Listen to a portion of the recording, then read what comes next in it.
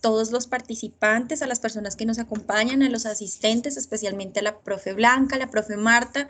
Muchas gracias por este espacio, muchas gracias por haber aceptado esta invitación a nuestro segundo coloquio de literatura, memoria e infancia, un espacio en el que estamos socializando algunas de las reflexiones, planteamientos en torno a dos proyectos de investigación, uno adscrito a un semillero de la universidad, que es el de criterios para el análisis y selección de obras literarias, y uno segundo en el que participamos la profe Carol Pertús, quienes ya ustedes tuvieron la posibilidad un poco de escucharla ayer, de compartir con ella algunas de las reflexiones en torno a este tema que nos hemos venido planteando en torno a la perspectiva infantil en la literatura colombiana, y por tanto nuestro proyecto denominado así, Perspectiva Infantil en la Literatura Colombiana, del retorno a la infancia, a las infancias figuradas, cuenta con la participación de la profe Carol Pertús, de la profe Marta Cecilia Herrera, de la profe Blanca Inés Zamudio.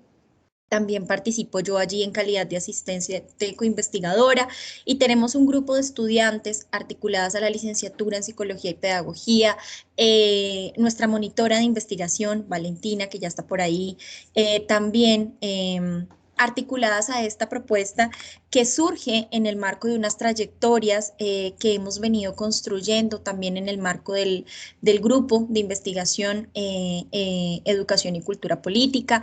Y bueno, quiero contarles de manera muy general, de manera muy corta pero sustanciosa, el alcance de este proyecto, que nos pensamos cuando estábamos construyendo esta investigación. Básicamente nos pensamos analizar la obra de dos autores, analizar los imaginarios ficcionales, individuales, colectivos, en torno a la infancia que estaban presentes en la producción de dos autores colombianos. Elegimos a Melba Escobar, a Ricardo Silva, de quien leímos ayer unas obras en el Café Literario y que nos estará acompañando hoy en el cierre de esta jornada, obras que estaban dirigidas tanto al público adulto como al público infantil. ¿Por qué de alguna manera interrogar estas obras? Porque sabemos que en sus obras se producen narrativas que desde una perspectiva infantil, que es el tema que hemos venido discutiendo ya en estos 3 días de coloquio, permiten comprender nuestra historia, imaginar otros mundos posibles y otros modos de ser niño o niña.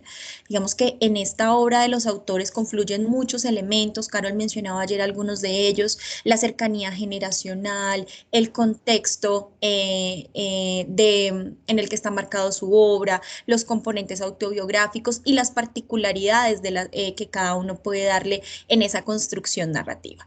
Desde allí pensamos que en las obras literarias era posible abordar los imaginarios de estos escritores colombianos, porque comprendemos la infancia como una experiencia narrada. Una experiencia que posibilita a los sujetos considerarse, verse o narrarse desde el lugar de niños o niñas. Una experiencia que está también narrada por escritores que hacen parte de una trama social y cultural y que reconocen la necesidad de una perspectiva infantil para dar sentido, o que les permita dar sentido, construir sentidos compartidos en torno a lo que significa ser un sujeto infantil. Ese es el marco de la propuesta, un poco en la que hemos venido trabajando, hemos venido haciendo unos análisis en torno a la categoría del imaginario, desde la perspectiva de Riquer, también desde la perspectiva de la antropología. Bueno, la profe Marta Cecilia Herrera nos va ahorita un poco a contar en torno a ello, y hemos hecho análisis de las obras de estos dos autores, y particularmente en el primer semestre de la obra de Melba Escobar, que es un poco el trabajo que va a recoger la profe Blanca en su presentación. Entonces, bienvenidos a todos y todas a este espacio. Yo voy a tomarme unos minutos para presentar a las profesoras que nos acompañan. Nos acompaña la profesora Marta Cecilia Herrera Cortés, la profesora Marta Cecilia Herrera, socióloga y magíster en historia, doctora en filosofía e historia de la Universidad Estadual de Campiñas, de Sao Paulo, Brasil. Es profesora emérita de la Universidad Pedagógica Nacional, profesora del doctorado interinstitucional en educación de la universidad, fundadora y miembro del grupo de investigación, educación y cultura política, clasificado como A1 en Conciencias, La profe Marta Herrera ha contribuido al diseño y puesta en marcha de la maestría en educación y del doctorado interinstitucional en educación. Sus intereses investigativos giran en torno a formación de profesores, educación y cultura política, educación e imaginario nacional, memorias de la violencia política y constitución de subjetividades, literatura y narrativas testimoniales sobre violencia política. Todos ellos son campos sobre los que la profe ha publicado como autora y coautora en libros, capítulos de libros y artículos en revistas indexadas, y por eso para nosotros hoy es un gran honor poder tenerla en este espacio. La profe Blanca Inés Zamudio es psicóloga de la Universidad Nacional de Colombia, con maestría en Desarrollo Educativo y Social de la Universidad Pedagógica Nacional, especialista en Infancia, Cultura y Desarrollo de la Universidad Distrital Francisco José de Caldas. Tiene una trayectoria de investigación relacionada con modelos de intervención social y sus efectos en la subjetividad e infancia en situación de riesgo psicosocial. Es docente de la Universidad Pedagógica en el programa de Psicología y Pedagogía en áreas relacionadas con la infancia. Tiene una amplia trayectoria en el diseño e implementación de programas de atención psicosocial a niños, niñas y familias en situación de vulneración de derechos, tanto en entidades gubernamentales como no gubernamentales, y en el desarrollo de proyectos de integración escolar y social de niños y jóvenes con necesidades educativas y necesidades especiales, por lo que también la consideramos un gran momento de alegría que pueda estar con nosotras, y sabemos que esta va a ser una conversación, un panel muy interesante entre dos mujeres que nos han venido apoyando en la construcción de este proyecto.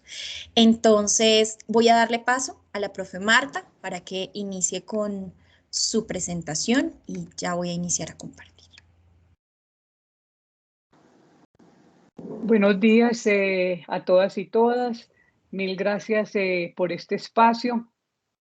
El trabajo que voy a presentar hoy, en él converge dos proyectos de investigación, el que acabo de mencionar, Carol, pero también el que estoy llevando a cabo a través de una estancia postdoctoral que me está dirigiendo el profesor Alfonso Torres.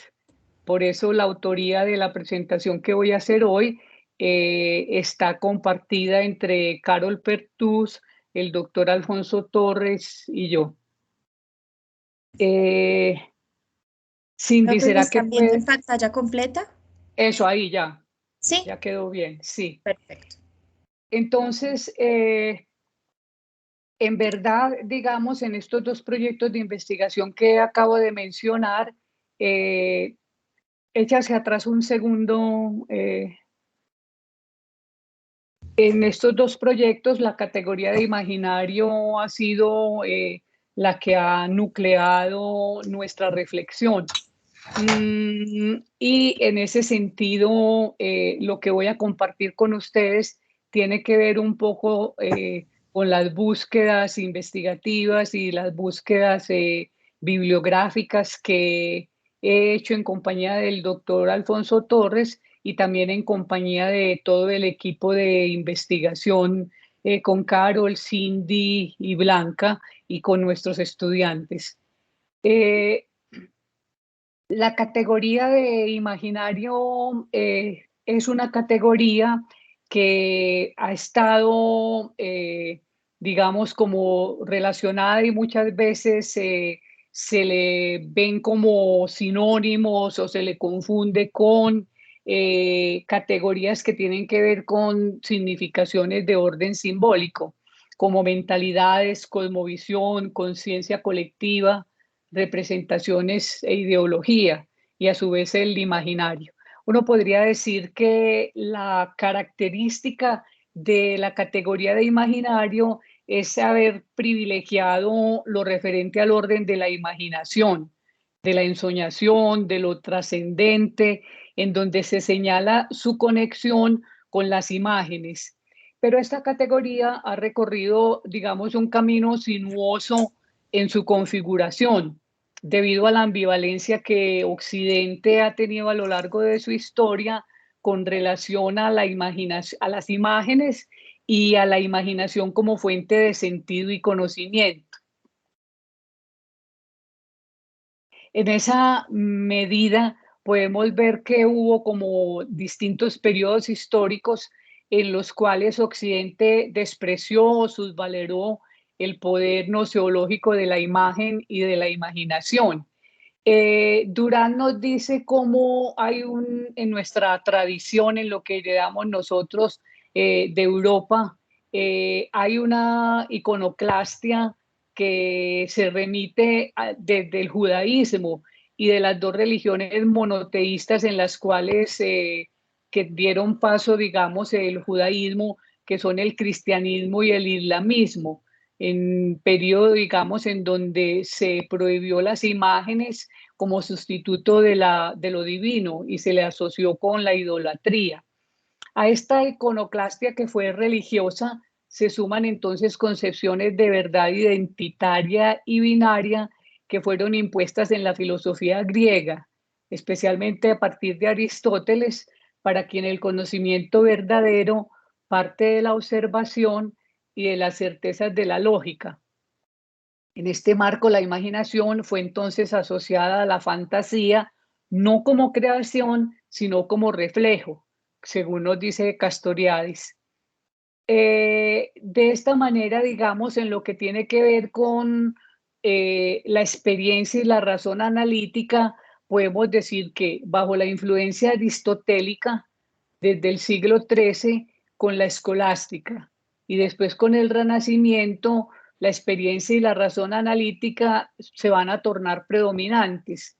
Y con el nacimiento de la ciencia galileana y el racionalismo cartesiano y el positivismo del siglo XIX, van a quedar desterradas del régimen de verdad las prácticas de saber provenientes de la imaginación.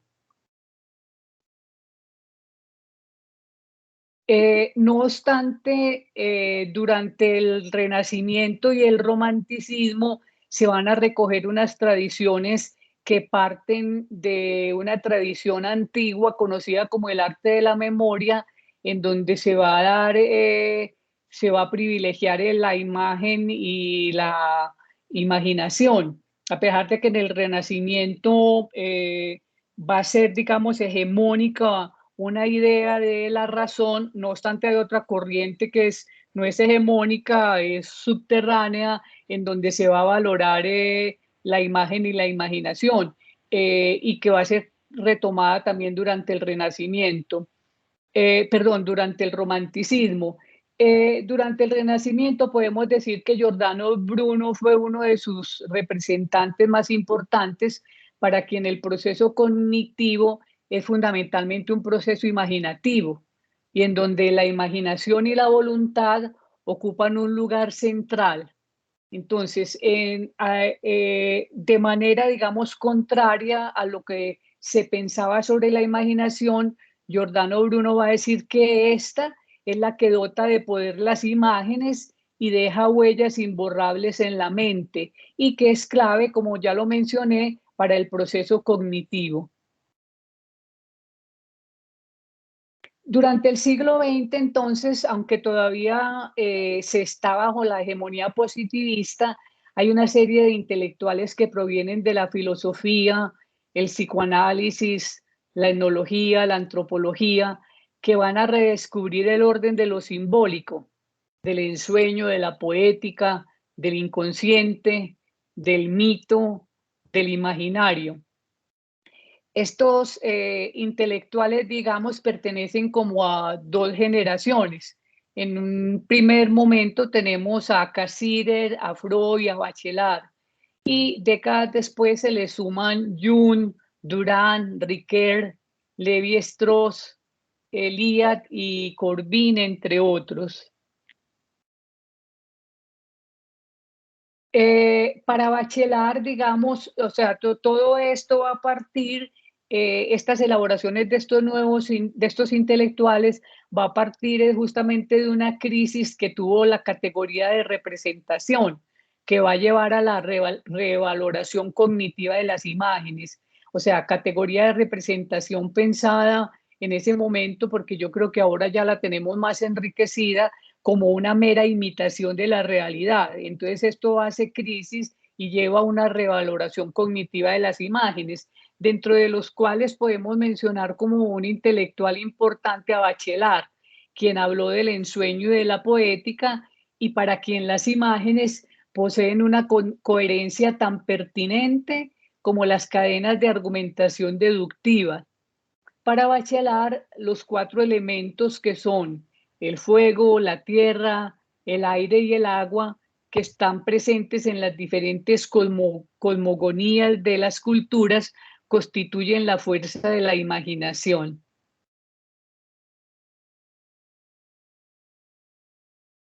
De esta manera, estos autores se fueron aproximando a la categoría de arquetipos que fundamentalmente se le debe al psicólogo Carl Jung, quien, digamos, distanciándose un poco de Freud, que pensaba las imágenes y lo imaginario de manera más acotada, Jung se distanció y amplió, digamos, esta idea, y Jung se va a acercar al campo de lo imaginario desde el concepto de inconsciente colectivo, en particular de las grandes unidades de sentido de las imágenes fundamentales que llama él también, que constituyen este inconsciente colectivo, que denomina los arquetipos, los cuales son entendidos como matrices que pueden ser halladas en las diferentes culturas o cosmogonías a lo largo de los siglos. Digamos, en esta idea de los arquetipos va a ser importante la imagen, pero unida a la emoción. O sea, no basta solamente la imagen, sino la emoción, porque es aquella que va a permitir que la imagen alcance una luminosidad, como se quiere decir con esto, una posibilidad de trascendencia, de vínculo con lo sagrado, que es lo que le va a permitir dejar huella a través de los siglos. Se le debe a Gilbert Durán la construcción del campo de lo imaginario. Digamos, este es el autor que en verdad se dedicó de manera consistente a pensar esta categoría. Durán entonces elaboró una perspectiva epistémica y conceptual para abordar ese conjunto de imágenes y relaciones de imágenes que constituyen el capital pensante y sintiente del Homo sapiens, el imaginario. En esta vasta galaxia imaginaria, como lo dice él en algún momento, se recogen tradiciones a lo largo de la historia de la humanidad, cuya lectura se puede percibir en los mitos, las leyendas, los libros sagrados, los cuentos de hadas, incluso los relatos novelescos, entre otros.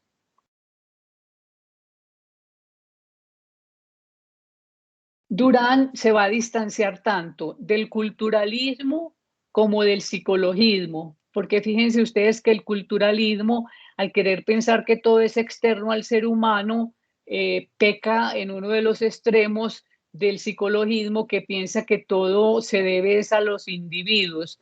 Durán, entonces, apoyándose en la antropología y la capacidad del ser humano de vincular los dos aspectos, tanto lo social como lo individual.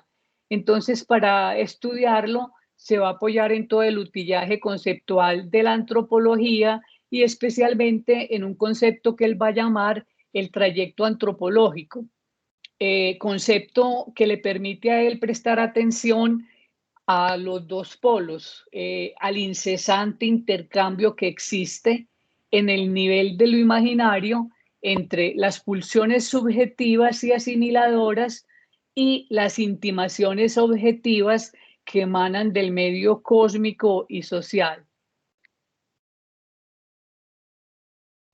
Uno de sus discípulos, Unenburg, que tiene un texto sobre imaginario, va a decir en uno de los prólogos de los libros de Durán que el imaginario representa el conjunto de imágenes mentales y visuales organizadas entre ellas por la narración mítica. Fíjense ustedes ahí que lo importante es la narración en torno a ese conjunto de imágenes mentales y visuales. A través de las cuales un individuo, una sociedad, la humanidad entera, organiza y expresa simbólicamente sus valores existenciales y su interpretación del mundo frente a los desafíos impuestos por el tiempo y la muerte.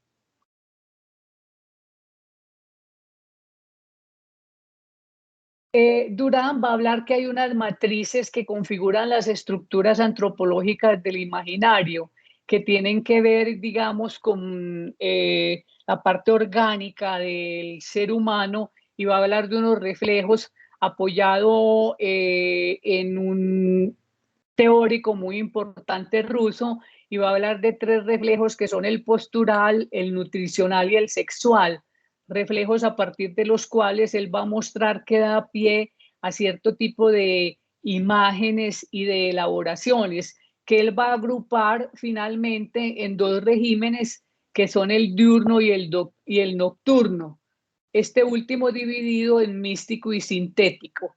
En esa medida, entonces, él va a mostrar como ciertas imágenes que tienen que ver con la luz, la ascensión, a veces con lo guerrero, pertenecen al régimen diurno, y en el régimen nocturno tiene que ver más con el descenso, con la parte sexual, con la parte nutricional.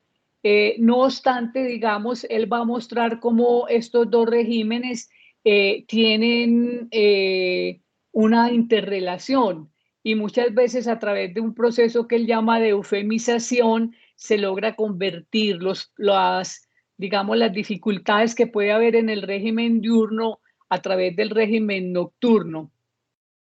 Para él, finalmente, todo imaginario humano está articulado por estructuras que son irreductiblemente plurales, pero que pueden ser limitadas a tres clases que tienen que ver con esquemas matriciales de separar, que aluden a lo heroico; incluir, que aluden a lo místico; y dramatizar, que sería extender en el tiempo las imágenes en un relato, que sería lo diseminatorio. Este sería, digamos, como las últimas elaboraciones que él tiene al respecto. Por su parte, Castoriadis, que es otro de los autores en los cuales nos basamos, también va a cuestionar, al igual que Durán, las formas positivistas de acercamiento a la realidad, que pretenden que ésta se pueda ver de manera transparente sin que medie en ellas el acercamiento simbólico y que marca una época o un momento histórico determinado, para lo cual él va a aludir a lo que denomina imaginario social, que deberá ser elucidado en su especificidad sociohistórica.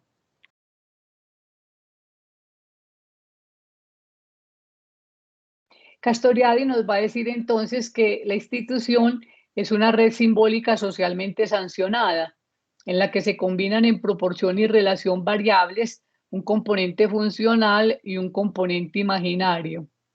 Para Castoriadis, entonces, lo imaginario es una creación incesante y esencialmente indeterminada, social, histórica y psíquica, de figuras, formas, imágenes, a partir de las cuales solamente puede tratarse de alguna cosa. Lo que llamamos realidad y racionalidad son obras de ello. Por su parte, entonces, Riquet nos va a hablar de que en el imaginario, en las prácticas imaginativas, hay como dos tensiones entre la ideología y la utopía, que darían cuenta de funciones inherentes al imaginario social y cultural, y que van a mostrar las incongruencias de este imaginario y las formas de despliegue del sentido en las relaciones sociales, las disputas que hay en torno a él. La posibilidad entonces de acceder a nuestros semejantes estaría atravesada por prácticas imaginativas, dentro de las que se encuentran la ideología y la utopía, cuya formulación inicial aparece como antagónica, pero que en verdad indican formas complementarias de configuración del imaginario. En este sentido, ideología y utopía se entrelazan. La utopía constituye la réplica más radical a la función integradora de la ideología. El otro lugar, el otro modo de ser de la utopía, responde rigurosamente al ser así y no de otra manera pronunciada por la ideología tomada en su raíz. La utopía, entonces, nos dice Marisol Facús, al situarse como un no lugar, sin un topos específico, significa que el relato utópico puede devenir un dispositivo de crítica y de reinvención de la sociedad presente, procurando nuevas imágenes del mundo que constituyen el motor de las prácticas de transformación social. La utopía, en su acepción como género literario, proyecta una serie de mundos sociales que interrogan las formas convencionales de ejercicio del poder, utilizando para ello estrategias como la ficción, la ironía y la dramatización de la sociedad presente. La utopía, tanto en las elaboraciones literarias como en los ensayos de carácter más conceptual, entraña una dimensión de carácter ético-política y una ficcional. Ético-política en la medida en que al posicionarse frente a unos valores en una sociedad, valores tanto morales como políticos, entonces implica una dimensión ético-política. Y ficcional en la medida en que para imaginar el como si fuese de otra manera nuestro mundo, se apoya en el orden narrativo de lo ficcional. La distopía, por su parte, es un género que denuncia los problemas de nuestro presente, imaginando una sociedad situada en un futuro cercano en la que la aplicación de ciertas políticas ha provocado el aumento de la pobreza, la desigualdad y la carencia de libertad colectiva. La distopía crítica se define, a diferencia de la distopía en general, se define como una nueva manifestación de la imaginación utópica, lo que se aprecia en su cariz subversivo y enemigo de la resignación, su función épica y su carácter abierto. En las distopías críticas muchas veces se sitúan algunas de las narrativas literarias latinoamericanas en las cuales, a diferencia de la distopía clásica, en donde parecería no haber futuro, no haber esperanza, la distopía crítica se apoya en una esperanza que está basada en las memorias de los vencidos, en las memorias que empiezan a ser reivindicadas y configuran, digamos, el tesoro que va a permitir pensar en una nueva sociedad. El imaginario tiene unas propiedades y unos alcances para el análisis de lo social y cultural. En esa medida, nos dice Sánchez Capdevila que el imaginario cultural se caracteriza por ser magmático y oscilante.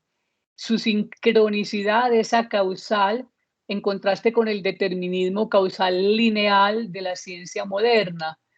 El imaginario fluye en un tiempo cíclico, recurrente y circular, en que los extremos se coimplican. Y frente al carácter profano y secular moderno, el imaginario recurre a lo trascendente, a lo que mencionamos como la luminosidad, no tanto del dogma religioso, sino de la experiencia religiosa por religadora. El imaginario cultural, en el imaginario cultural los arquetipos abren la puerta de lo posible y por ende a la esperanza frente al devenir lineal y homogéneo. El arquetipo de todo grupo social no es sino la pasión colectiva autoconfigurándose y autorrepresentándose bajo la forma de imagen. Por ello, el imaginario y los arquetipos disponen de la doble condición a priori y a posteriori. Son instituyentes e instituidos, como lo ha mencionado Castoriadis.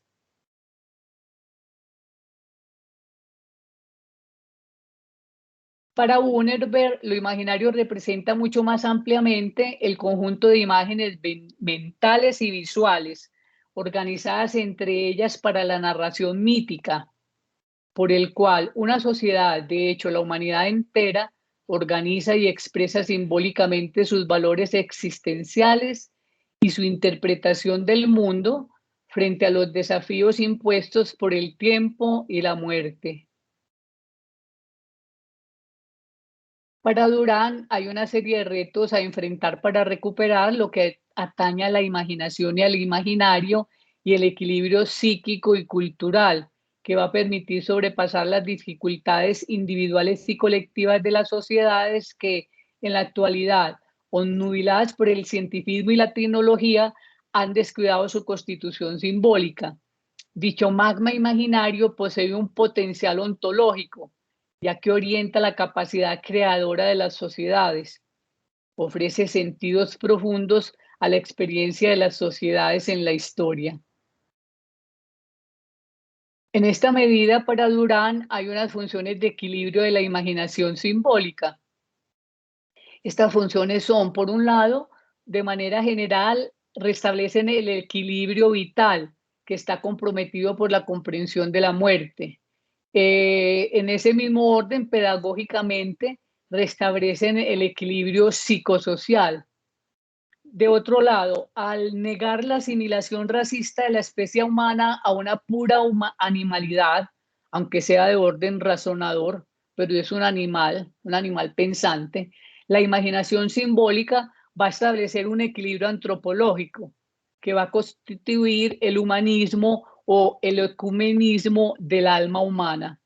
Entonces, después de estos tres tipos de equilibrio, después de haber instaurado la vida frente a la muerte y frente al desorden psicosocial, el buen sentido del equilibrio, al haber comprobado la gran universalidad de los mitos y los poemas e instaurado al hombre en cuanto homo symbolicus, el símbolo erige el dominio del valor supremo y equilibra el universo que transcurre con un ser que no transcurre, al cual pertenece la infancia eterna, la eterna aurora, y desemboca entonces en una teofanía.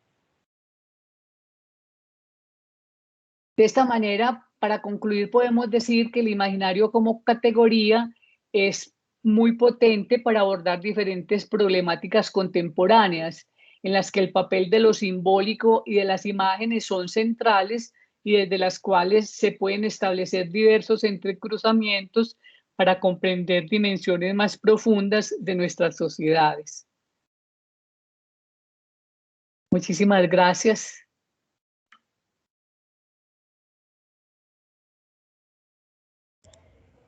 Bueno, profe Marta, muchísimas gracias por este recorrido tan completo, pero a la vez tan sucinto, por esto que ha sido el estudio del imaginario. Digamos que creo que en la presentación de la profe podemos ver justamente esos diferentes acercamientos que hemos tenido a la categoría, pero también ustedes ya irán intuyendo de alguna manera cómo...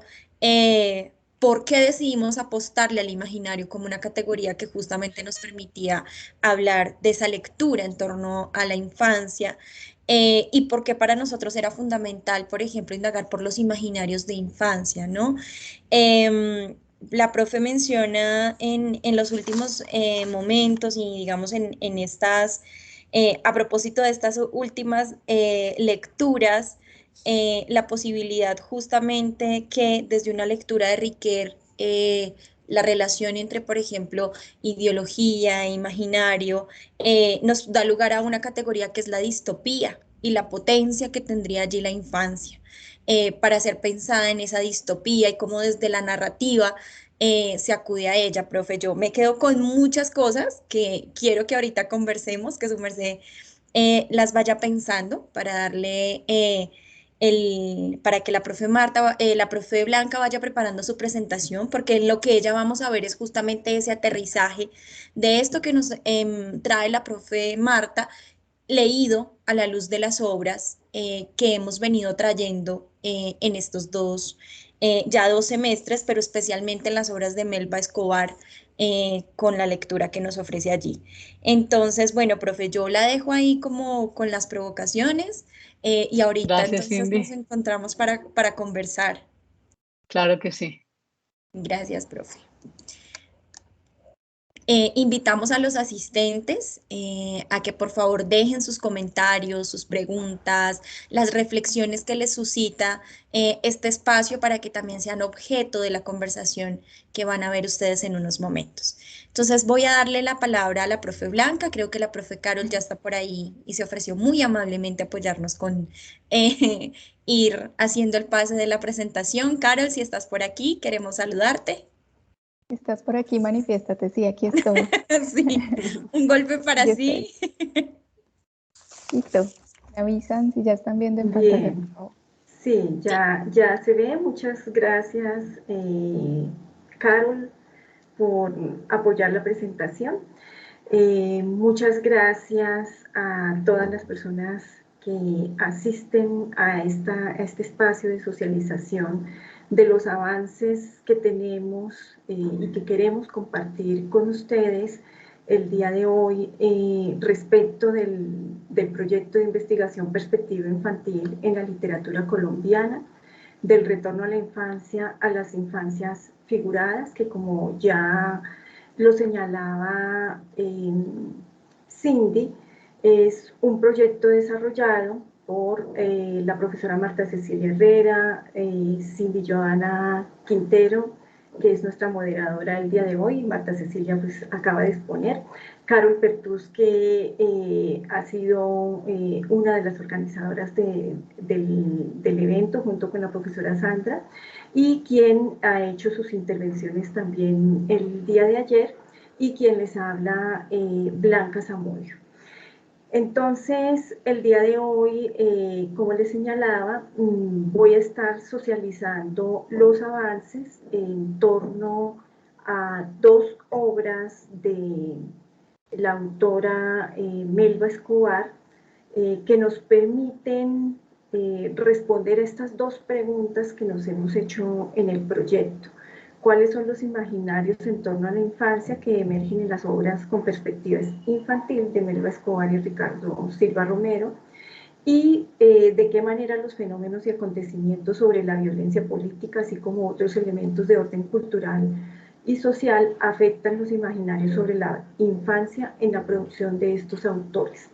Con respecto a esta segunda pregunta, por los fenómenos y acontecimientos que inciden en los imaginarios sobre la infancia, nos ha llamado mucho la atención que en las obras de los dos autores, pero hoy vamos a estar hablando de la obra de Melba Escobar, nos llama mucho la atención que además de describir personajes infantiles, personajes niños y niñas, también se desarrolla el retorno en la infancia de los personajes adultos. Pero ese retorno a la infancia, diríamos que no se da de una manera tan espontánea, sino que se da a partir de un acontecimiento que parecía marcar un antes y una ahora, y que pareciera romper con los marcos simbólicos que organizaban una trayectoria de vida. En algún personaje es como lo vamos a ver ahorita, es la explosión de una bomba en la que está implicado su hijo. Entonces, esta madre, a partir de allí, empieza a preguntarse si ha sido buena madre, ha empezado a preguntarse si realmente conoce a su hijo. Es un acontecimiento que rompe con esa organización simbólica, y a partir de ahí empieza a rememorar su infancia y la infancia de su hijo.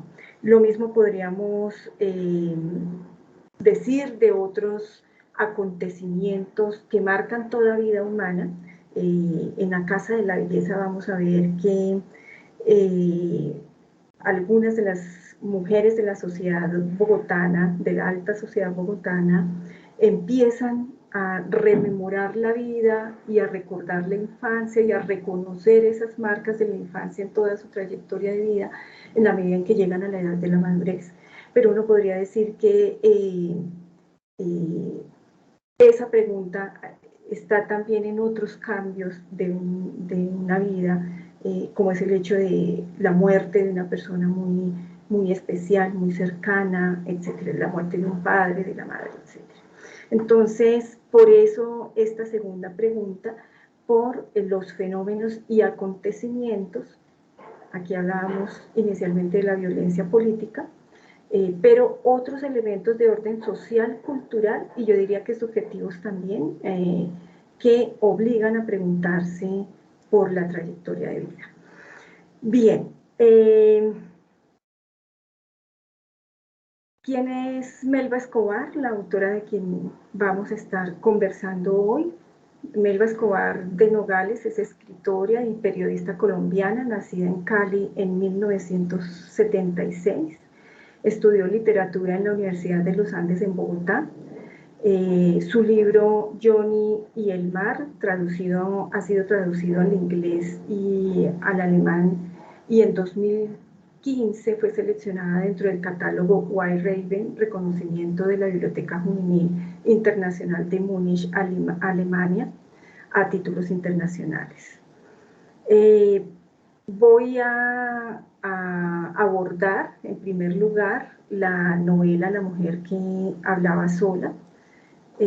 Como les decía, aquí este texto de hoy es producto o es una lectura transversal de los textos que cada una de nosotras ha venido construyendo en torno a un espacio que hemos llamado de tertulia.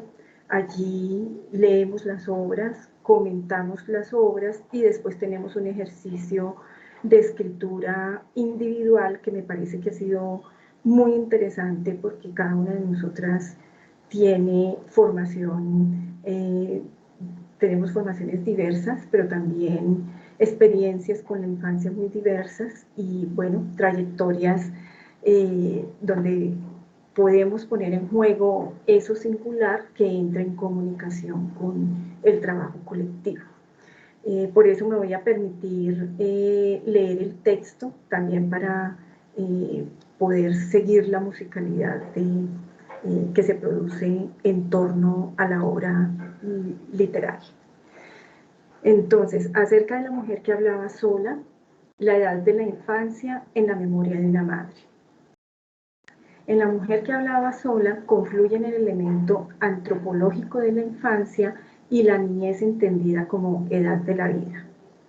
Las marcas, trazos y vestigios de lo compartido como especie, a la vez que las experiencias de la infancia propia, reactivada por las edades que va transitando el propio hijo.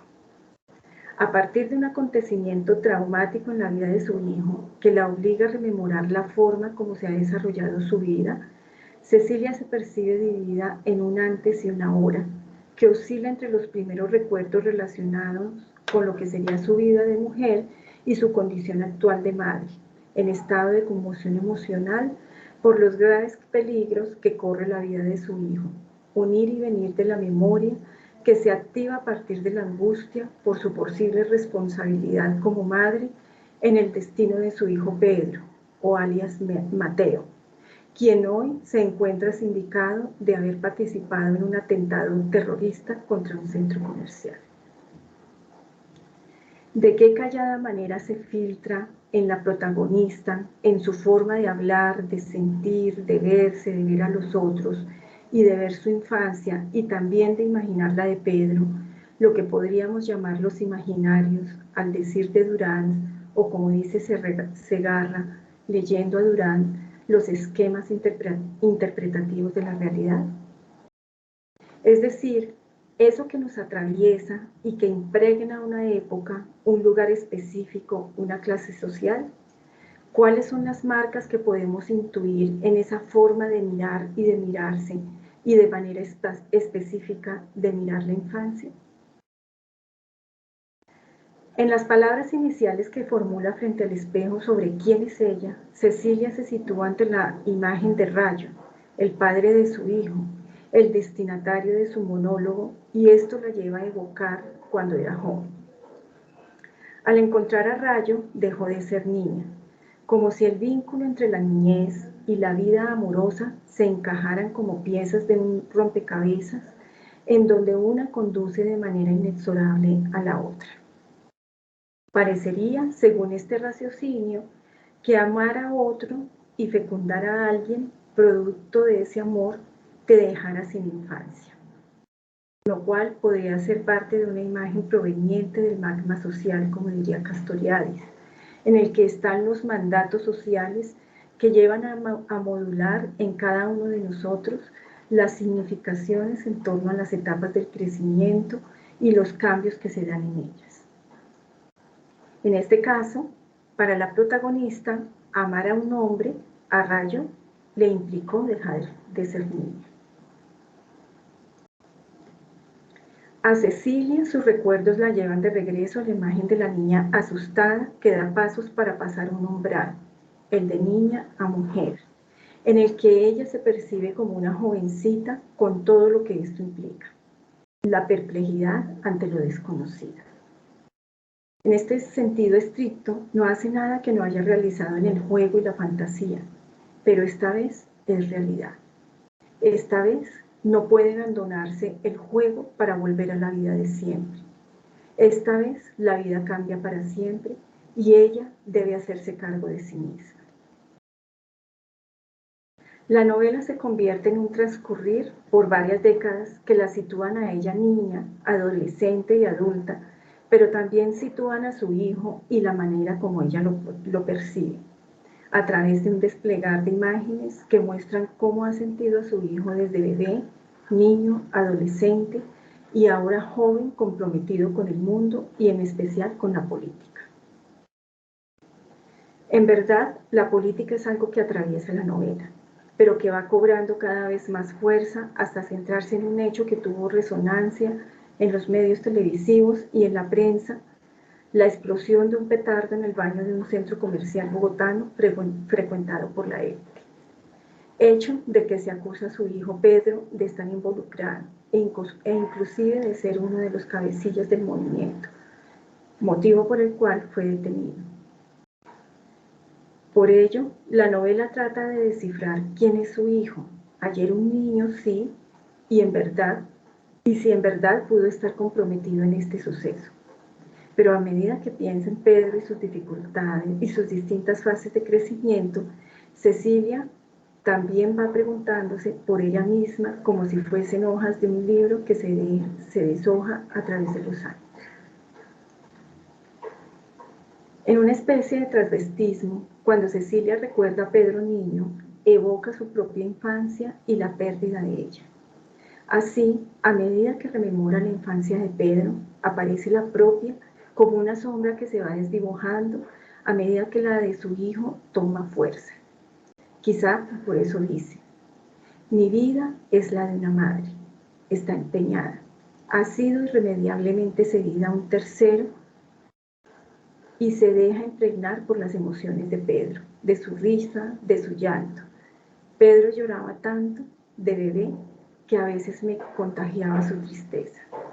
Y es mucho más contundente cuando menciona: no fue sino que me alisara el pelo y se me ancharan las caderas para que sofocara a la divina de mi infancia que vivía agazapada bajo mi piel.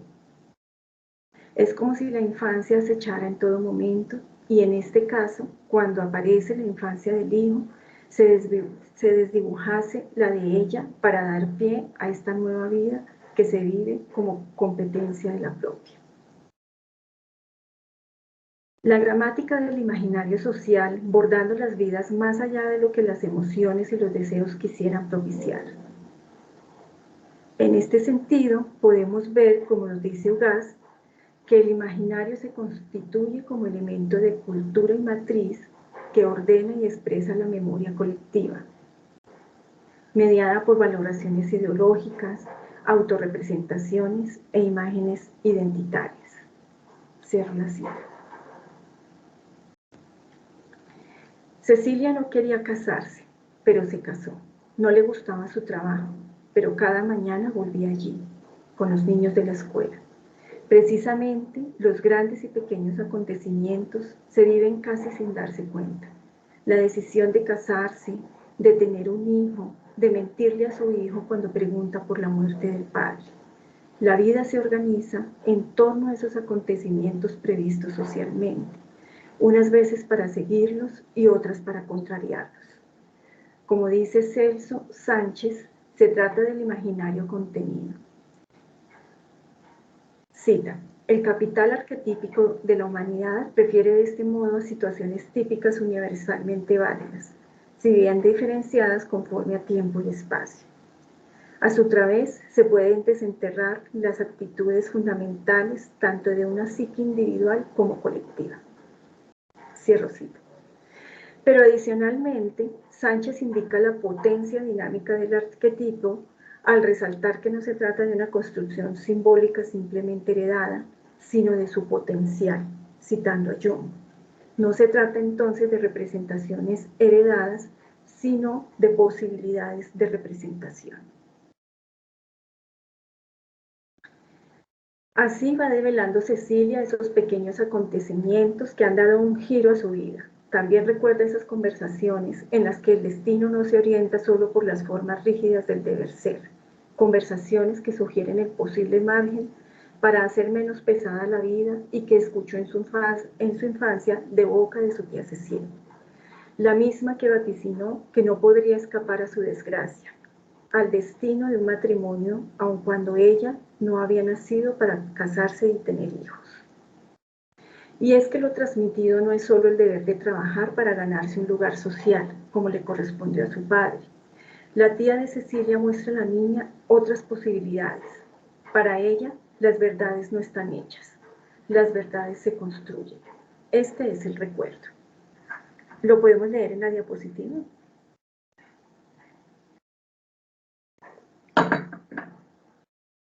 Me acordé de aquella vez que le dije a la tía Cecilia que no quería volver al jardín infantil.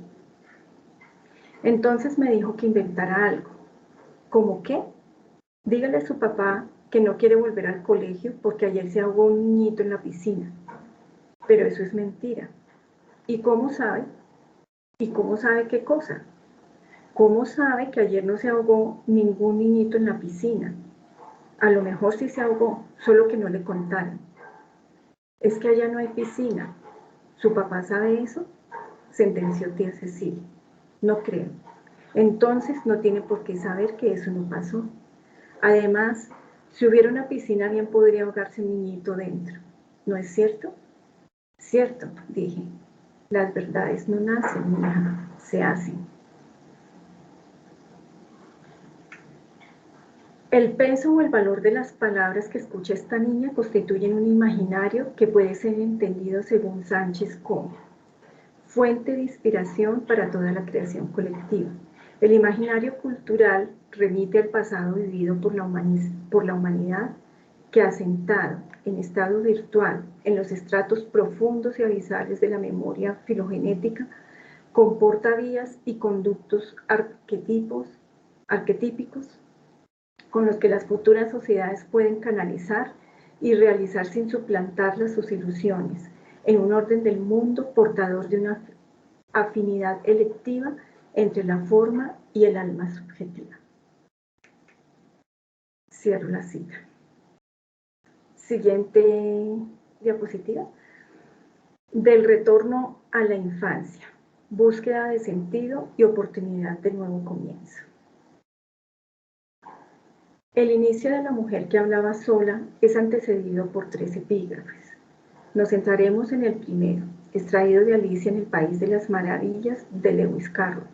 Dice así: sé quién era esta mañana cuando me levanté, pero creo que he debido cambiar varias veces desde entonces. Los 3 epígrafes son el preludio de los nudos que se van atando y desatando en la trama de la novela.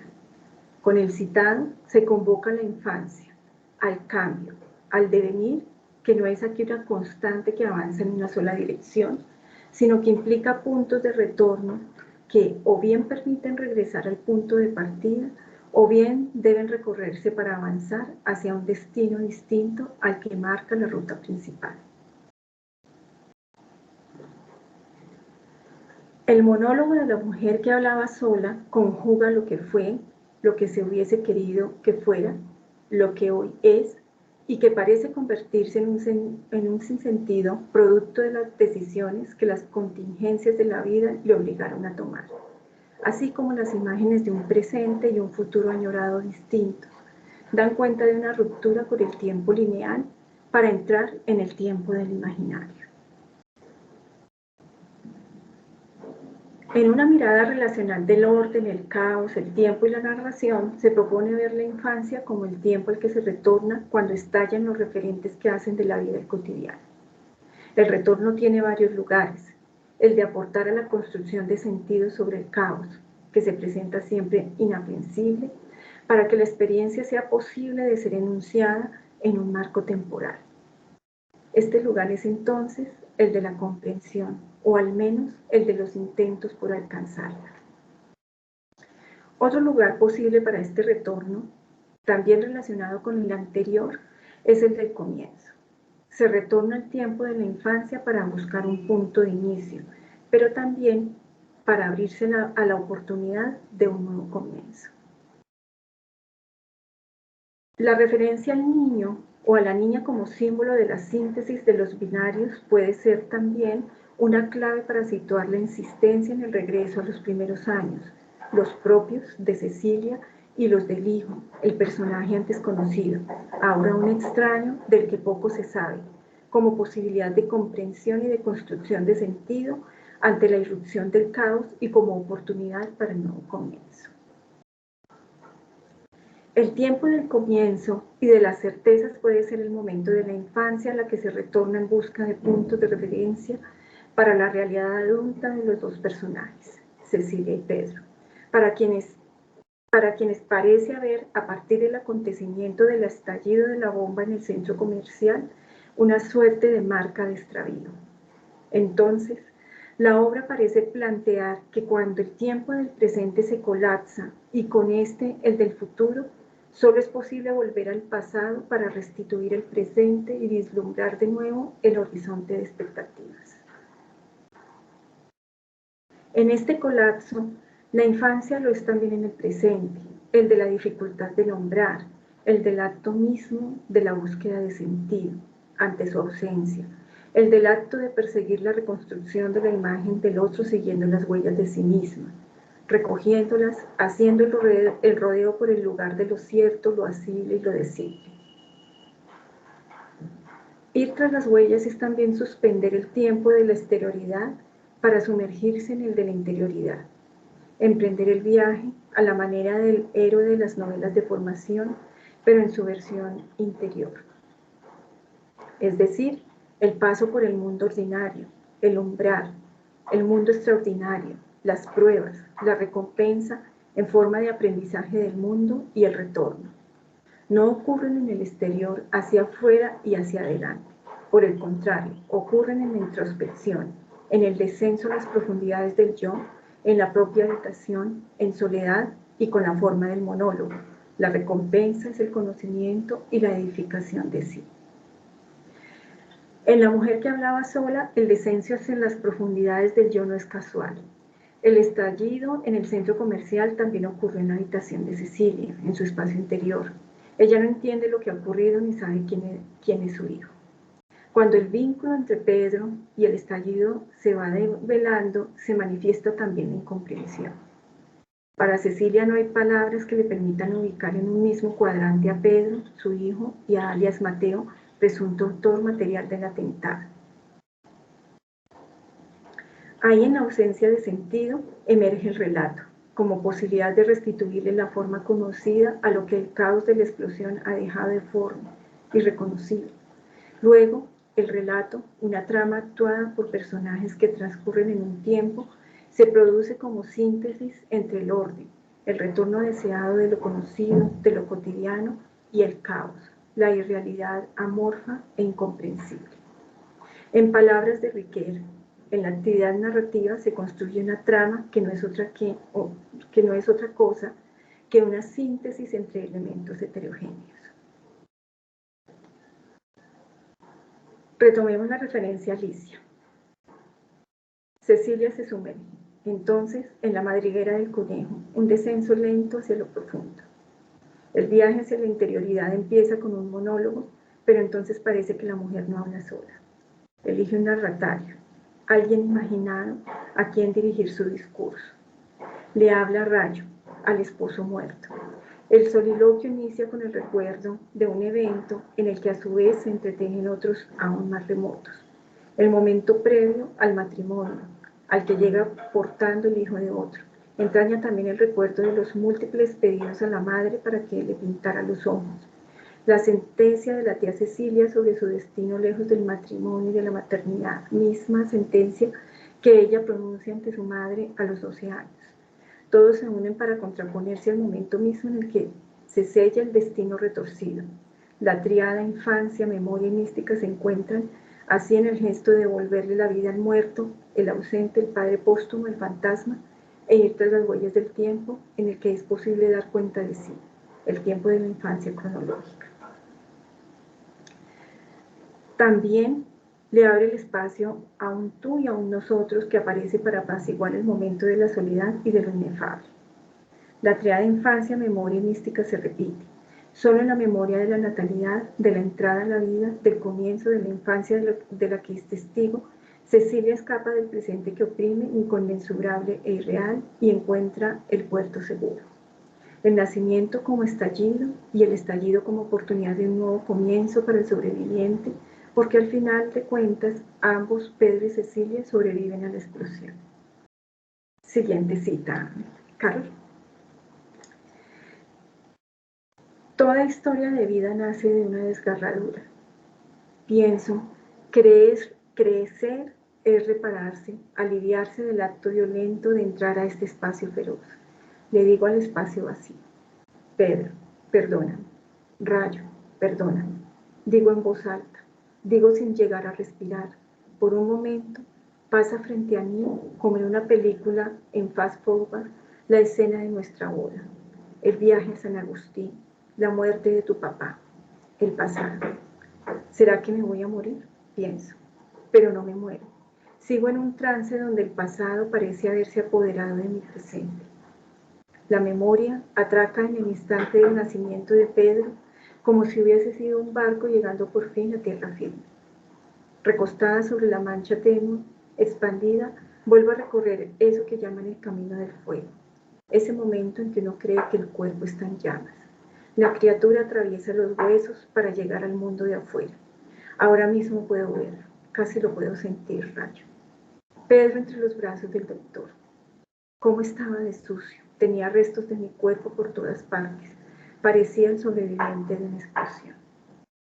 Mi cuerpo estaba destrozado y al mismo tiempo me sentía capaz de cualquier cosa. Por un segundo fui la heroína, la dadora de vida, la todopoderosa, la bruja, la maga, la diosa. El hijo de mis entrañas era un milagro hecho sangre y aliento. El milagro respiraba entre mis brazos. Se llamaría Pedro y era perfecto.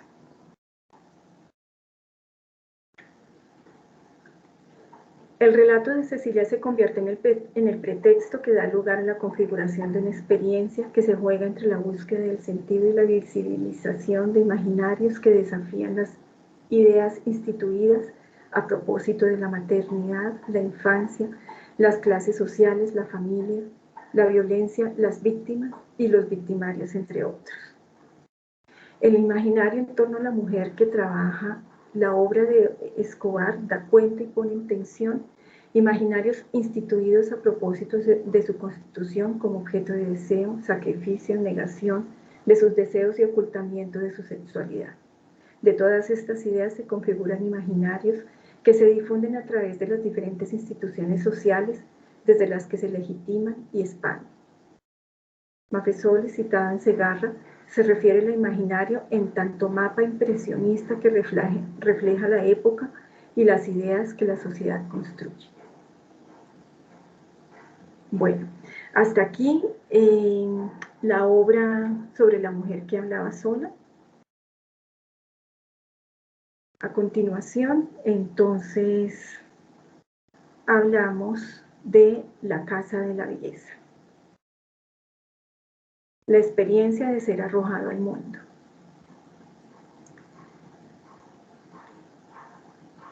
Perdón.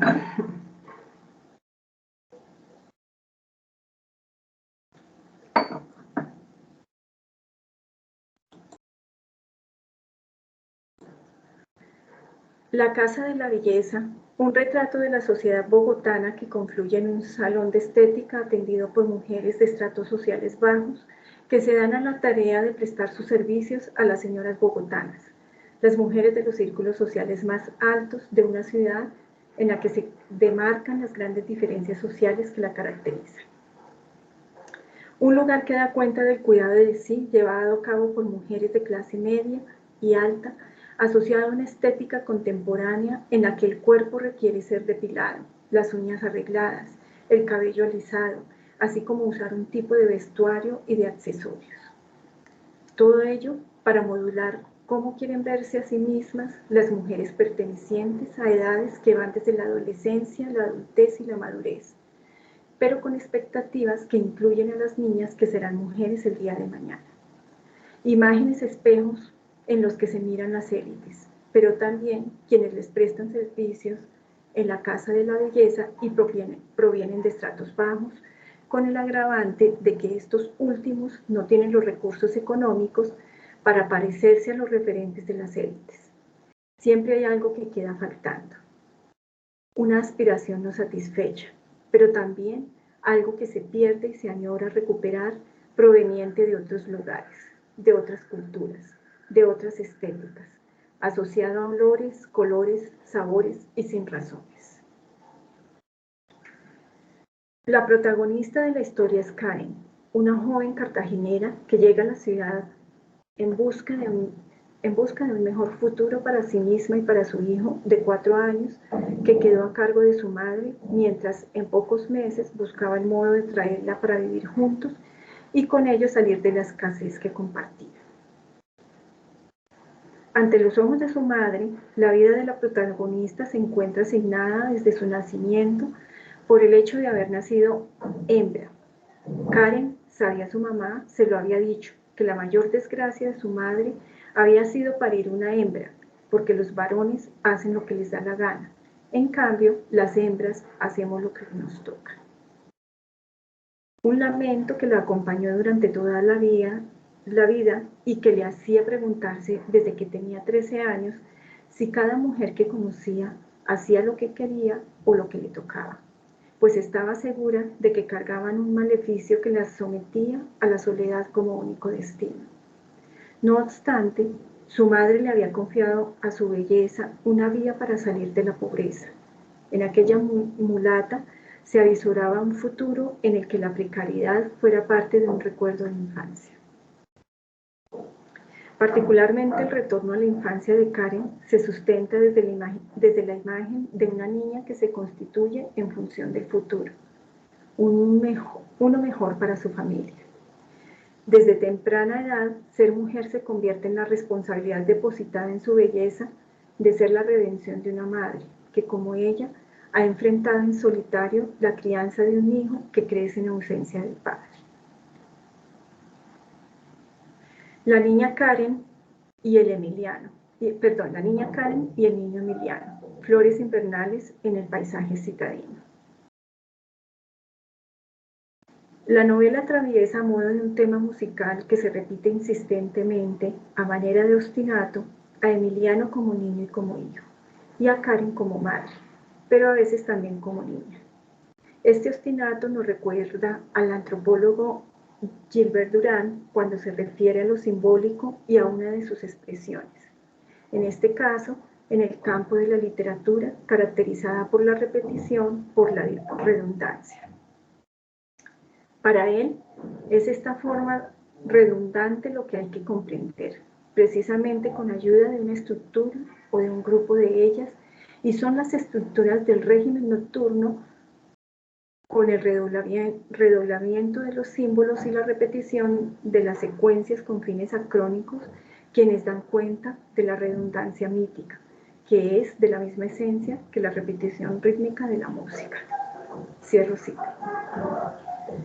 Todos los recuerdos de cuando Karen es una persona con pocos ingresos y Emiliano un niño pequeño son mostrados por la novelista como auténticos, como los verdaderos, frente a un nuevo mundo que parece pura infatuación.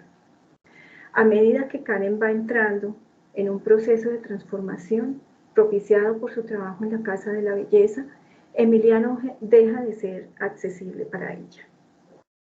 Siguiente cita.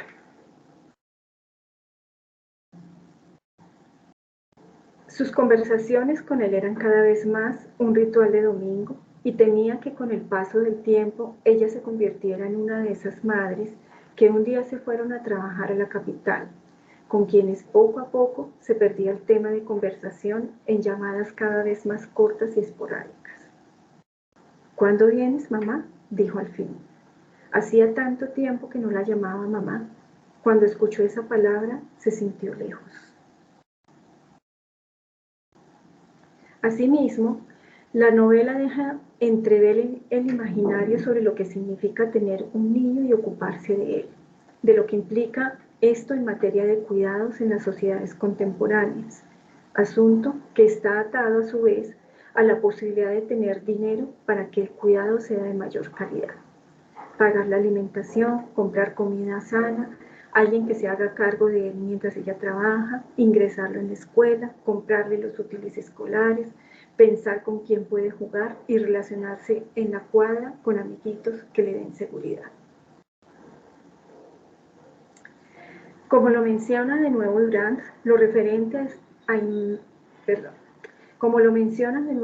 Durán, lo referente a imágenes que aluden en este escenario a la intimidad, a los alimentos, al hijo y a la figura materna, se asocian con la protección en el contexto del régimen nocturno del imaginario. La Navidad aparece entonces como un referente de cuento infantil poblado de amor, del calor de los afectos, un momento en el cual abrazarse a su hijo y brindarle alimento. Quería que fuera Navidad, quería traer a Emiliano, quería sentir el calor de sus manos, quería abrazarlo, quería dormir abrazada a su bebé como en los viejos tiempos, quería despertarlo con una arepa de huevo recién hecha y una salchicha de ternera para desayunar con suerito costeño y un bollo de maíz. No obstante, ante las dificultades, Susana, una amiga de la Casa de la Belleza, la confronta con envidia y recelo. Dice, y Emiliano, ¿y tu sueño de traerlo a vivir contigo? Lo sabía. Sabía que todo era pura mierda, dijo Susana. Afróntalo, muñeca. Llevas años diciéndote mentiras. Tú no eres mejor que yo y ya te olvidaste de tu hijo. Después de tanto transcurrir y atravesar por las experiencias de todo orden en la ciudad y en esa casa de la belleza, de la que se distancia la Bogotá en muchos de los aspectos que muestra la novelista, Karen se pregunta qué la llevó a esta ciudad, acudiendo a las imágenes que Durán asocia con el régimen nocturno. Cita. Karen piensa que ella es un animal de tierra caliente. Se vuelve a preguntar qué hace en la nevera, qué la llevó a Bogotá, a aprender el hablado lento y salamero, a sonreír, a comer almojábana en lugar de carimañola, a olvidarse de quién era. Su Emiliano estaba ahora más lejos que nunca. Su Emi, que decía que nadie sabía masajearle los pies como su mamita, porque la llamaba mamita, y cuando estaba salamero, mamitica, y ella no le había tocado los pies en casi un año. Un cuarto de vida de Emiliano, decía su mamá, un cuarto de la vida de tu hijo llevas tú sin estar aquí, muchacha.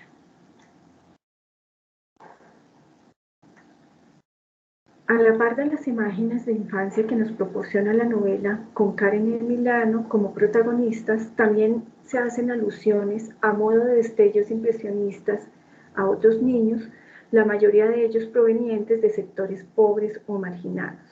Infancias distantes a las soñadas, infancias con las que nos quiere confrontar la novela para dejar claro que los niños y niñas cuyas madres tienen poco dinero están lejos de las expectativas de las empleadas en la Casa de la Belleza y de quienes cuidan de sí en ese lugar. Estas imágenes recorren varias de las páginas de la novela, como si fuesen flores invernales que salpican fugazmente los vidrios de los vehículos, gotas de lluvia que se desvanecen al deambular por las ciudades, al igual de lo que nos va quedando de Karen y Emiliano. Así, la novelista nos habla de Claire, quien dice: la señora Surrutia Pombo y McAllister, que me invitan a tomar el té o a orar por alguna amiga enferma o por los 11 niños muertos en el último derrumbe que tuvo lugar en el sur de la ciudad, a donde nunca han ido.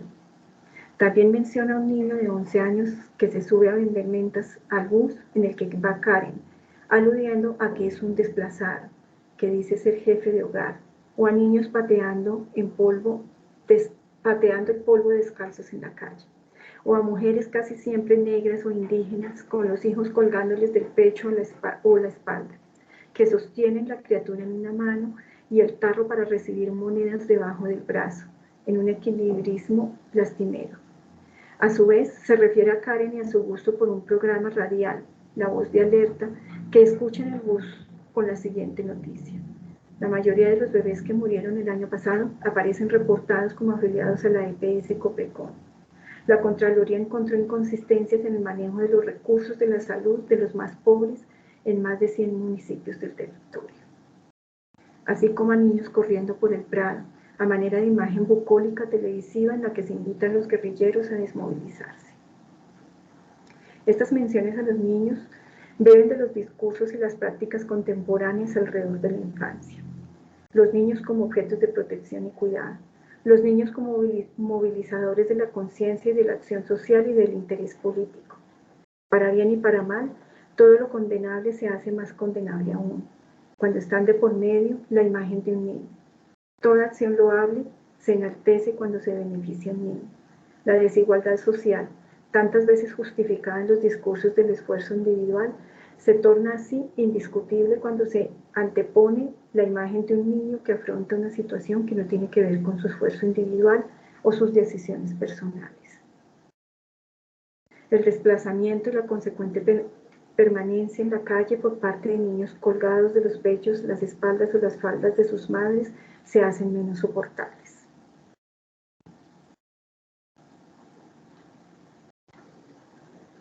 Siguiente título. Difícil aprender a darse en la justa medida, darse al otro sin perderse a sí mismo. Una pregunta, a manera de marca de infancia, retornará una y otra vez en el trayecto de una vida. ¿Qué hay que hacer para ser aceptado por el otro? ¿Para poder hacerse un lugar en el mundo? Darse al otro sin perderse a sí mismo es una expresión que parece sintetizar una de las experiencias más comunes del ser humano, en esa relación de tensión entre el deseo expresado por la expectativa social y el intento de formular el propio deseo. Y la novela La Casa de la Belleza lo ilustra magistralmente. Allí confluyen las relaciones de tensión entre la expectativa social y eso que se quisiera hacer, y se intenta resolver por la vía del maquillaje y la simulación.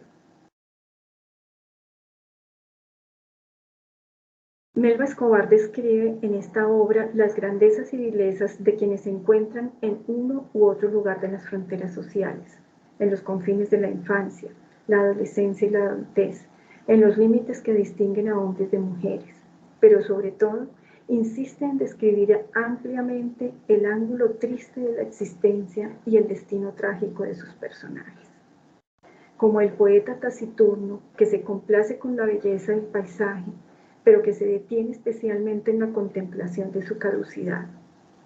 Así, la Casa de la Belleza se constituye en un lugar en el que confluyen la belleza necesitada de manifestarse al extremo y la belleza que se extingue o se transforma en el paso de una edad a la otra.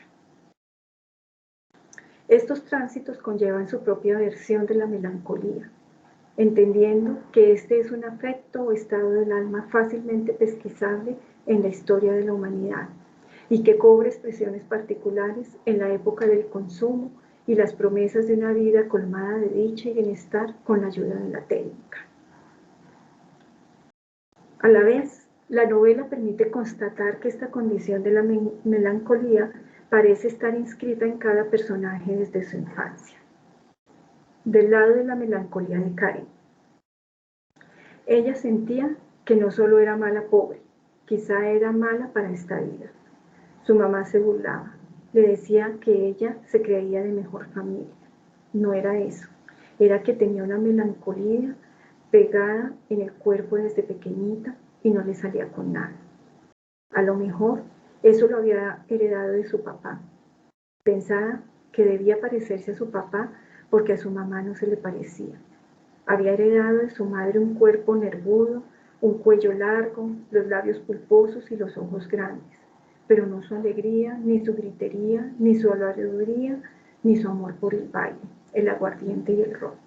Su madre solía decirle que a Karen le había faltado un hervor, como cuando el arroz queda un poco duro, o los espaguetis, o algo similar. Tal vez porque saliste de la calle, tal vez porque saliste de la olla antes de estar bien cocida, decía la señora Yolanda. Tal vez fue por eso que saliste seca, con alma de montañera. Pero la melancolía suele presentarse de diversas formas, o al menos eso parece cuando Karen describe la mala suerte de su madre, esa mujer alegre con un gran gusto por el baile y por el ron. Doña Yolanda también padecía de grandes motivos de infelicidad. No imaginaba qué haría su madre si no tuviera tantas razones para quejarse. Su madre personificaba una forma de infelicidad. Era la infelicidad misma. Y es que doña Yolanda, a pesar de que logró ser reina del barrio, no logró casarse bien y tuvo el infortunio de tener una hija en vez de un hijo. Pero además, esta hija no quiso aprovechar su belleza y terminó preñada de un negro pobre. Todos estos motivos de tribulación dan cuenta de la dificultad para contrariar un destino que se le impone. Porque la tradición social dice que si se es mujer de un barrio pobre de Cartagena, hay que casarse bien o tener un hijo varón, porque el destino de los hombres es mejor que el de las mujeres. En relación con la discriminación por región y por condición social, se encuentra una arraigada tradición en los recuerdos de infancia. El personaje de Karen dice: en la televisión siempre hablan del cabello brillante, sedoso, suave. Nada de eso es el pelo de negro. El afro es para los que viven en las invasiones del Pozón. Así me enseñó mi mamá desde pequeñita. Para los que viven entre la basura o en los charcos, sin trabajo, sin siquiera papeles, sin una casa. Así me enseñaron a mí. Por eso cuando Nixon me llamaba negra y me leía poemas de Artel, yo sentía arderme la sangre adentro, como un orgullo que no conocía, de algo que en general me avergüenza. Sé que soy bonita, o al menos estoy buena. Sé cómo me miran los hombres, cómo me tienen ganas, pero sé que con un afro, los mismos hombres que se enorgullecen de mostrarme como si fuera el premio que se sacaron en el baloto, se avergonzarían de mí. Esta es la relación de tensión en la que se encuentra Karen. Desde niña aprendió que el cabello al estilo afro es algo de lo que hay que avergonzarse y por eso recurre a las técnicas del alisado. Y lo que más llama la atención es que es su propia madre quien en su intento de pertenecer a la parte bien valorada de su sociedad le transmite a la niña la discriminación hacia los rasgos de la raza a la que pertenece. Sin embargo, más tarde, con la poesía, Karen conoce el orgullo de su raza, ese que se expresa en Artel, el poeta que no ve a los negros del Pozón con vergüenza, sino que reconoce en su pobreza los efectos del racismo y el clasicismo de la élite cartagenera tradicionalmente comprometida con el proyecto colonizador.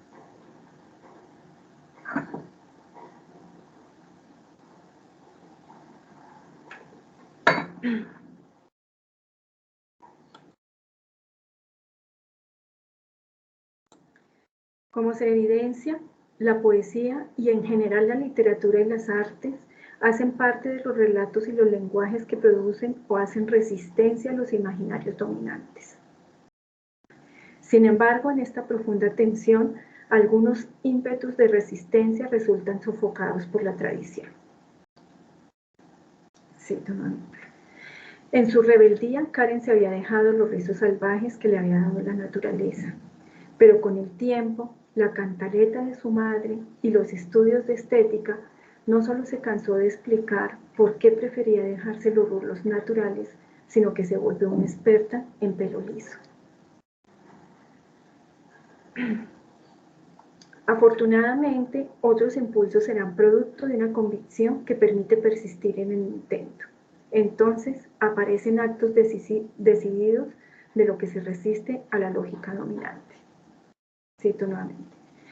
Nixon pensaba diferente. Dice de pronto Karen.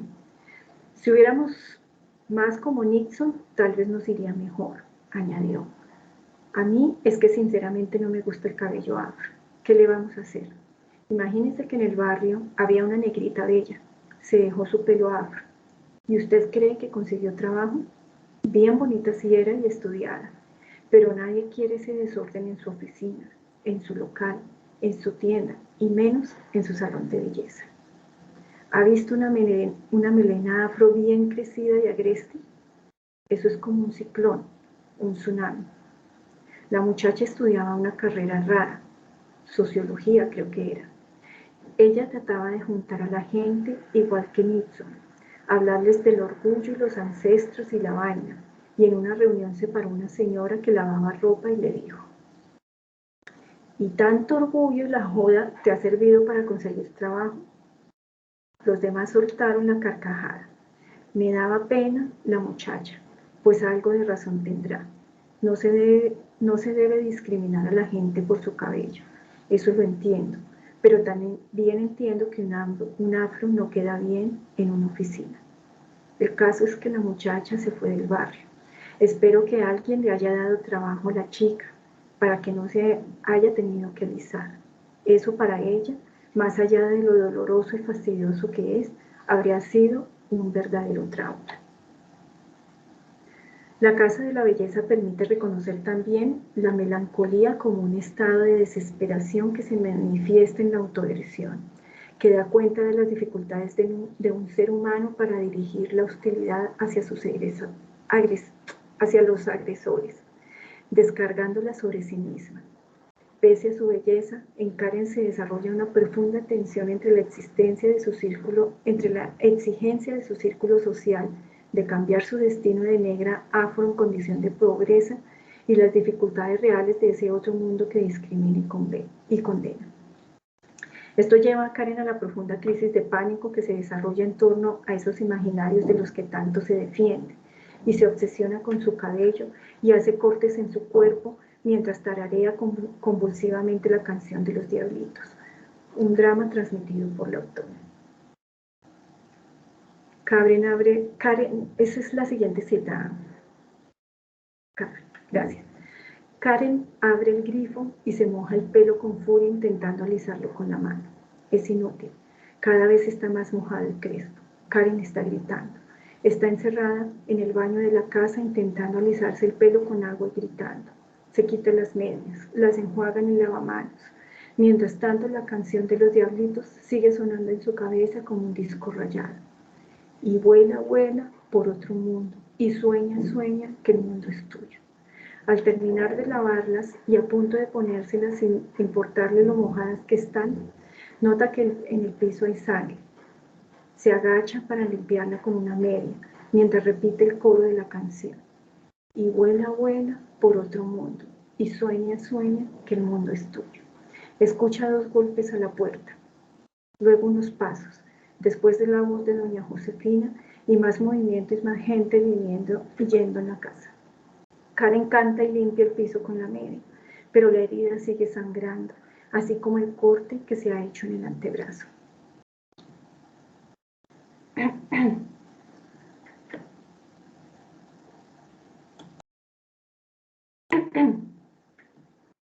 Pero en estas vidas relatadas no basta haber nacido en condiciones de alta cuna para escapar a los afectos tristes o de la melancolía, o a la convicción de que es difícil aprender a darse en la justa medida. Incluso del lado de los que tienen una mejor fortuna por encontrarse en la clase social correcta, se destaca también el afecto triste. Esto se puede constatar en quienes parecen estar entre 2 mundos. La hija de inmigrante francés que no se siente ni de aquí ni de allá, un pájaro sin árbol que desprecia la estrechez del mundo de acá, pero que tampoco se siente parte de los que están del lado de allá. Es también la melancolía de la sonrisa impostada que se le quedó pegada a una mujer desde que se ganó el premio de la Niña Colombia a los 8 años. Pero también está presente en el ocaso de la belleza de las señoras adineradas de Bogotá, en contraposición con las mujeres pobres que se hacen viejas demasiado pronto. Un mundo presentado en pares de opuestos y que describe a la vez esa marca de infancia que constata lo difícil que es aprender a darse en la justa medida, saber hacer ante los imperativos sociales. A manera de conclusión. Carito, siguiente facto. Gracias. Ese es el tipo de sujeto y de infancias que la novelista quiere reivindicar ante un mundo clasista que los invisibiliza. La novelista los glorifica con sus cualidades y defectos, claro, pero los coloca en primerísimo plano para que los contemplemos con ternura, admiración, compasión, indignación. Es decir, con todo lo que cabe cuando se piensa en un mundo lleno de desigualdades, en donde lo hegemónico se obstina en no dejar ver lo polifónico. La infancia no constituye en estas obras de Melba Escobar una perspectiva o una voz desde la que se narra. No es en sentido estricto protagonista. Sin embargo, está presente de diversas maneras. En todas estas presencias se ponen en juego elementos que van desde lo biográfico hasta lo social y lo histórico.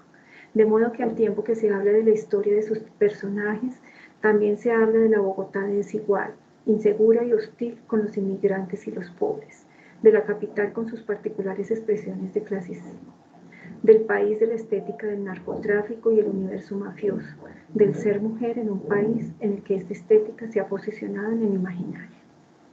Se tiene en primera instancia una referencia en clave de retorno a la infancia de los personajes ya adultos. La relación con el hijo se evoca la propia infancia y la pérdida de ella. Se ubican las marcadas diferencias económicas, sociales, políticas y culturales de los contextos en los cuales crecieron los personajes, así como también sitúa la infancia en tanto fuente u origen de la configuración subjetiva de los adultos del presente de la obra. Es decir, la infancia se constituiría en recurso para explicar al adulto. Esta referencia también le permite a la narradora poner en escena las maneras como la generación adulta se relacionó con aquellos niños, de modo que con ella se da un vistazo a formas de socialización presentes en contextos culturales y en instituciones sociales como la escuela y la familia. Una segunda presencia de la infancia apunta a los niños del presente de la obra literaria. Entre ellos se encuentran los niños protagonistas, Emiliano, el hijo de Karen, en La casa de la belleza, y Pedro, el hijo de Cecilia, en La mujer que hablaba sola. Además, hay niños que pueblan el paisaje bogotano, las calles principalmente, lo que quiere decir que se trata de niños pobres. A esos niños, bien es sabido, el estatuto de infancia les va y les vuelve según quien los mire o los ignore, y con qué propósito. Una mirada a la infancia más allá de sus implicaciones etarias permite situar una tercera presencia en la obra de Escobar, esta vez como mecanismo para establecer diferencias sociales. Así se encuentra la expresión niña como la palabra predilecta de las clientas de la Casa de la Belleza para referirse a las empleadas. Niña con tono amable o con tono despectivo para marcar la diferencia de clase social. Niña para imponer superioridad. Niña para connotar una supuesta minoría de edad que apelaría fundamentalmente a la procedencia social, por una parte, o a las tensiones entre vejez y juventud. Una cuarta presencia de la idea de infancia tiene que ver con la relación entre la mujer y la sexualidad. Este asunto emerge en La casa de la belleza, en los que se da cuenta de mujeres cuya imagen, al tiempo que se sexualiza, se vincula con referencias asociadas a lo infantil. O en La mujer que hablaba sola, la experiencia sexual como paso de niña a mujer. Gracias. Muchas gracias, profe. El texto de avance de análisis de la obra de Melba Escobar del grupo de investigación. Gracias, Blanca. Bueno, yo voy a seguir animando en estos minutos que nos quedan de conversación a los participantes a que nos dejen sus comentarios y preguntas. Mientras tanto, yo voy a iniciar con los míos a propósito de esta presentación que nos ofrecen la profesora Marta y Blanca, porque hay un elemento que me parece fundamental, digamos, en esta revisión de autores en torno a la categoría del imaginario y ese aterrizaje que hemos venido haciendo en las obras. La profe Marta nos hablaba en ese paso del retorno al imaginario, cómo el imaginario justamente está compuesto de unas imágenes mentales y visuales que se organizan por la narración mítica y que justamente buscan la expresión simbólica de los valores fundamentales para la sociedad. Y si hay algo que hemos podido ver justamente en estas dos presentaciones que nos ofrecen la profe es la infancia, justamente como una de esas valoraciones simbólicas fundamentales para leer esa matriz, digamos, de sentido en la que nos ubicamos a propósito del género humano. Entonces, allí digamos que en esto que cada una de ustedes nos propone, vemos unas imágenes de infancia, acudimos a las imágenes que nos ofrecen la literatura y los autores, justamente para ir de alguna manera, pienso yo, haciendo como una composición de esas imágenes que nos van ofreciendo los autores en cada una de esas obras y que dan cuenta justamente de todas esas ideas, experiencias, de esos modos de relación que hemos concebido y también, digamos, del discurso que se construye en torno a la categoría de infancia, en torno al estatuto de lo infantil. Y a propósito de la que mencionaba la profe Marta y que también traía Blanca, como la imagen o el imaginario de infancia justamente llega, si bien tiene unos lugares que uno podría decir instituidos desde lo que nos presentaba la profe en términos de lo de Castoriadis, digamos que hay unas ideas muy fijas en torno a cómo pensar la infancia. También veíamos en estos autores unas maneras disruptivas, por decirlo de alguna manera, en torno a cómo comprender la infancia y cómo salirnos de esas miradas puramente etarias de sus comprensiones, y que yo recuerdo mucho, por ejemplo, en el texto que nos compartía la profe Marta a propósito de la mujer que hablaba sola y que lo traía ahorita Blanca, por ejemplo, cómo hay una infancia, cómo se relata allí, por ejemplo, en la explosión que traía Blanca en el texto de la imagen final de la mujer que hablaba sola, cuando la mujer siente de alguna manera que es arrojada al mundo porque hay una realidad que le estalla, ¿no? Entonces, eso me parece una cosa bien interesante de lo que hemos venido hablando y de cómo aquí de alguna manera también en lo que nos presenta la profe Marta y la profe Blanca, en lo que nos presentan, ese carácter que puede tener la infancia para pensar las sociedades desde el imaginario, esa imagen que ofrece para renovar esa mirada del mundo desde esa relación entre la utopía, la ideología, que de alguna manera también se recoge en la distopía y cómo allí la infancia tiene un carácter de renovar las miradas del mundo.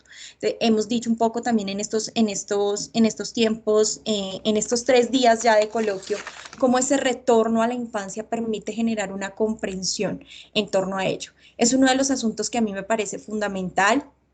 Eh, Aquí, por ejemplo, en el chat, el profe Víctor Rodríguez nos deja un mensaje a propósito de la presentación de la profe Marta y de cómo esas aproximaciones de autores como Durán nos invitan a pensar en otras formas de investigar.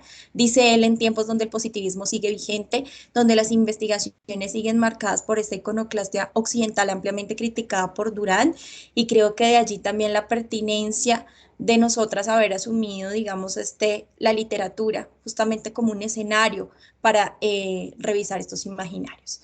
Profe Marta, profe Blanca, no sé si quieren comentar algo al respecto.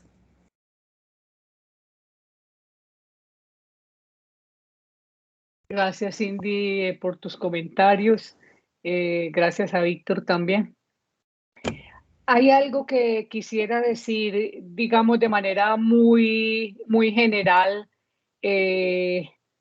pegada un poco a tus comentarios y a tus reflexiones, Cindy, que tiene que ver con la infancia como un arquetipo. Y si nos quedamos allí, digamos, veremos cómo a través de filósofos, literatos, siempre se recuerda la infancia de la humanidad como algo que es soñado, algo a recoger, nos lo ha dicho Walter Benjamin, nos lo han dicho distintos filósofos y nos lo dicen, digamos, los literatos. Y a su vez pensaba yo que los escritores, cuando nos hablan de una infancia, y ahí recojo algunas de las cosas también que se leyeron ayer en la tarde, en las primeras horas de la tarde, que pensar en la infancia figurada es pensar, es como sentir una tonalidad, o sea, es sentir una ambientación, es interpelarlos es a través de una mirada juguetona, de una mirada musical, y a su vez también si retomamos lo que nos dijo Blanca en su exposición, vemos por ejemplo como en las dos obras de Melba hay una idea de infancia, para mí, digamos, lo tendríamos que pensar más o ver otros apartados pues, de las dos obras, pero hay como, si pudiésemos hablar de que hay dos polos respecto a ese imaginario de infancia, hay un polo que es una infancia perdida, una infancia en ese sentido idílica que habría que recrear, y otra infancia que tiene que ver es con lo que se ha perdido. Que sería esa bucólica, pero otra que es un nacimiento violento del cual hay que, digamos, apartarse o hay que elaborar, digamos, a lo largo de la vida, y lo sabe bien en sus reflexiones Blanca, que el psicoanálisis se ha dedicado bastante a eso, a veces con mucho determinismo. Pero digamos, Melba cuando dice crecer es repararse, justamente alude a un nacimiento violento del cual habría que apartarse. Entonces pienso que en esas dos obras de Melba habrá que ver las otras que con una perspectiva mucho más infantil, pero digamos está centrada en eso. Y a su vez, digamos, el otro polo que está hablando de esa fragilidad que somos como seres humanos y por lo tanto esa herida fundamental que tenemos. Y también me pego de lo que dijo Melba y que nos expuso Blanca, de qué hay que hacer para encontrar un lugar en el mundo. O sea, cómo crecer es repararse en el sentido de Melba, cómo hay que relacionarse con los otros, darse al otro sin perderse a sí mismo. Pero a su vez también crecer, a su vez también pensaba que esos escritores, al pensarse ellos, en el caso de Melba, que se está pensando como madre y piensa en sus hijos, pero a su vez piensa es en ella también como madre. O sea, las dos protagonistas evocan la infancia de su hijo, pero a su vez al evocar la infancia de su hijo, evocan su propia infancia.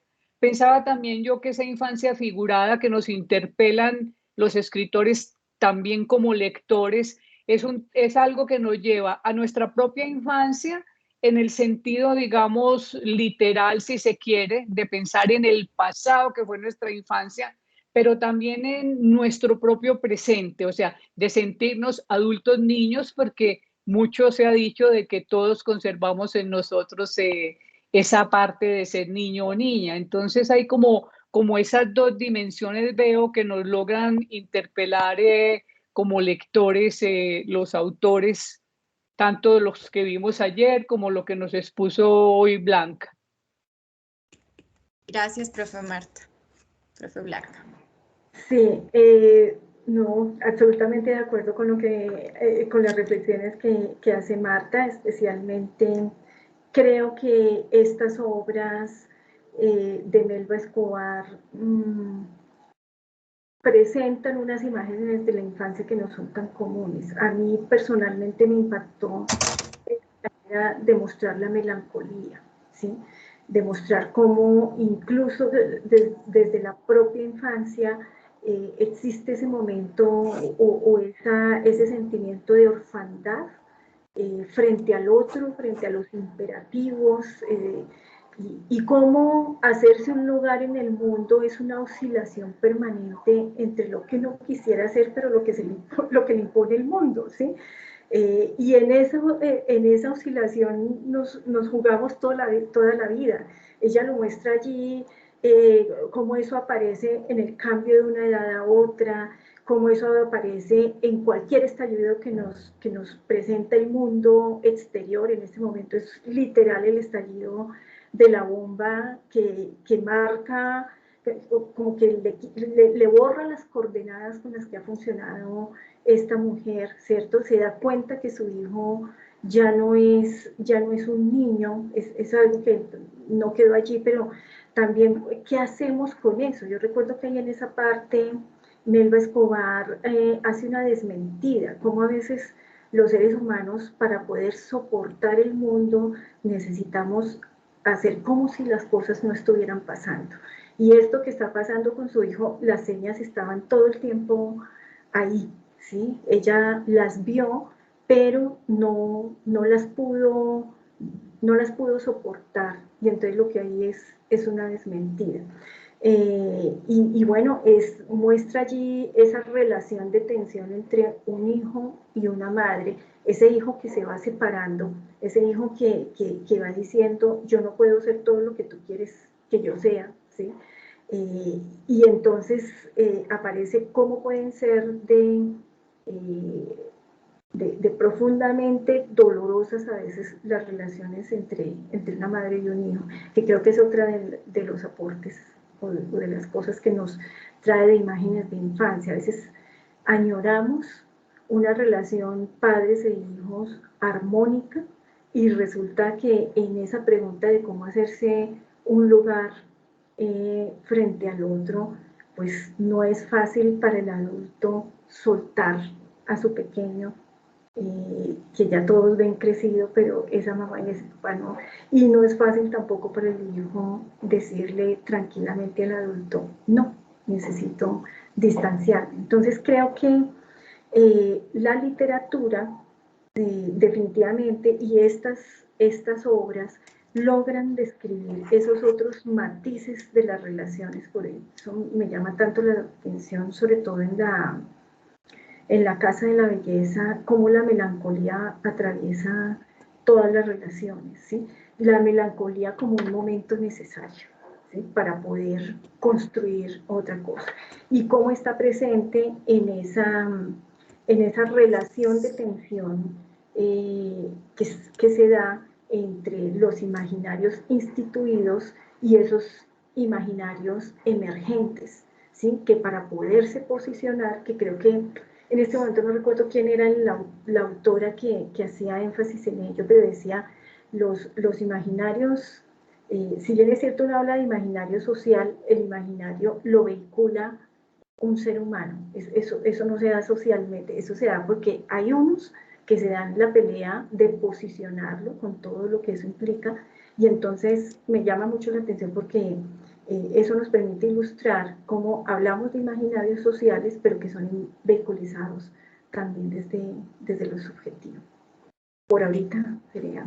En estos minutos que nos acaba de anunciar el Teams que nos quedan, yo quiero dejar una reflexión que creo que con base en lo que ustedes han hablado, y yo lo decía ayer en el encuentro con Camila Willes, se lo dejaba ahí, digamos, Camila fue la puerta para pensar la perspectiva infantil, pero hay un trabajo que nosotras nos hemos tomado y es darle sentido, darle cuerpo desde este lugar desde el que estamos hablando, y con las reflexiones de la profe Marta, de Blanca, las que hemos venido realizando con las monitoras, con los estudiantes, con Carol, en los espacios de los semilleros y de los encuentros, siento yo que se va perfilando una idea de que la perspectiva infantil es justamente unir tras la huella. La perspectiva infantil es ir en busca, recuperar esa ensoñación, ese carácter idílico que nos queda en el registro como humanos de lo que ha significado la infancia, de esa matriz de sentido que nos ofrece la infancia, y entonces la perspectiva infantil es un ir tras la huella en el que lo que buscamos desde ese retorno, y por eso digamos la apuesta del proyecto es un retorno a la infancia, es ese retorno en el que yo justamente busco elementos para volver a ese lugar de ensoñación idílico, de fragilidad, en el que de alguna manera hemos venido nombrando la infancia, ¿cierto? Para poder encontrar elementos que nos permitan hacernos ese lugar en el mundo, darnos ese lugar en el mundo. Entonces, y esa perspectiva, la perspectiva infantil que nos ofrece la literatura es justamente unir tras la huella, donde la novedad que trae consigo la infancia se constituye en una potencia de renovación de la lectura del mundo, pero también de una comprensión que como humanos nos vamos haciendo aquí, y todo el lugar que tiene allí ese juego de temporalidades que ustedes vienen, digamos, situando, ese sentirse adulto, niño, tener un paso aquí y allá, pero sin desconocer que somos un presente que también se hace subjetividad y con el cual estamos haciéndonos un juego. Creo que para mí es una de las conclusiones que quedan de este espacio para seguir pensando eso de la perspectiva infantil, que como hemos venido diciendo, ha estado signada como por unas adjetivaciones tal vez negativas, pero que creo que la idea de la perspectiva, mirar con esos ojos, con esa novedad que nos ofrece el ser nuevos en el mundo, esa idea de la natalidad, pues creo que es muy importante para justamente dotar de sentido esa perspectiva infantil. Profe Marta, yo la veo con ganas de decir algo. Gracias por tu percepción. No, yo quería agregar, Cindy, de que ir tras la huella de la infancia no sería únicamente ir tras esa parte de lo idílico, porque ahí nos quedaríamos hablando en términos de Durán o todo lo que hemos venido aprendiendo del mismo Riquet, en fin, que hay dos polos siempre en tensión.